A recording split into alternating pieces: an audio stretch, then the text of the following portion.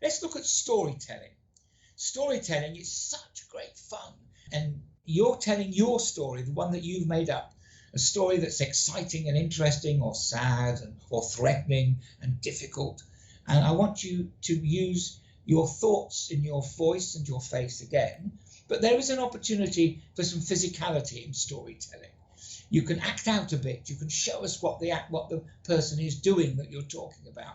You can have vitality and bring it to life and have fun telling the story. Or if it's a very quiet moment, thoughtful story, then you can sit down and tell your story and engage with the audience. It's all about bringing the performance to life, engaging with the audience, sharing the opportunities to create emotional impact of the piece that you're talking about. And so just experiment in your own way, privately with your teacher, and then decide which bit is the best way to bring your story alive, how you're going to use your voice, how you're going to use your face, and what you're going to do if you're going to introduce physicality to make sure that the storytelling comes to life like we did with the poems.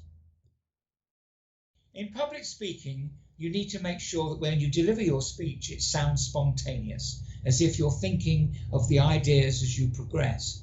If you're using a quotation in public speaking, then obviously you can read the quotation because you need to make sure it's absolutely accurate. But generally speaking, you can just use a notepad with the headings on and refer to those to keep you on track. If you forget the point that comes next, don't worry, because the audience won't know, and you'll be able to go on to the next point and then go back to that one afterwards. The speech needs to flow freely and easily, and you need to engage with the audience and share your enthusiasm for your topic. Visual aids are very useful, because if you have visual aids, you can use those instead of notes, and you can refer to them, you can point to them. If you do that, make sure you point to the side and don't have them in front of you or behind you, because we want to see your face as you're expressing the ideas in your public speaking. Some speeches are longer than others, and if it's a long speech, then the notepads, the note cards are very useful. If it's a short speech, then there's no reason why you can't either memorize it, which you will do by the time you practiced it several, but it does need to sound natural, it does need to sound spontaneous. So if you do memorize it, make sure that you are a good enough actor to make sure it sounds spontaneous, even though it may not be. It's better not to, really. And although you practice your speech several times, you can use different words each time you say it in between the most important points. Decide on which your points in order of importance.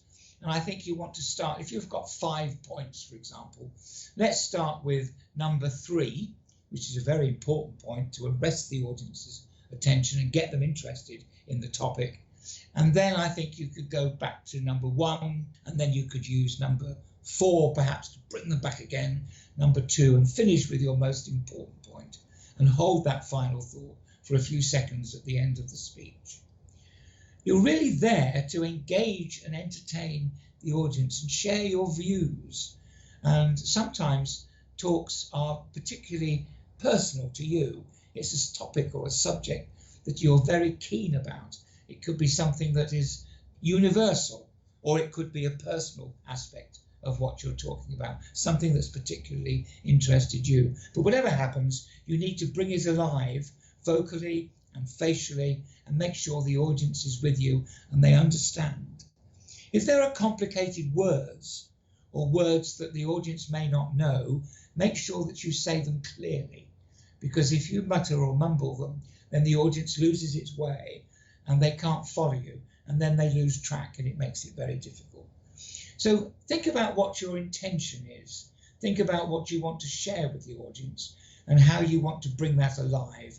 And in your practice, think about, if I do this, if I use a lower pitch or a higher pitch, it will change the content of the speech as well as its delivery. And you can make important points by doing that as well.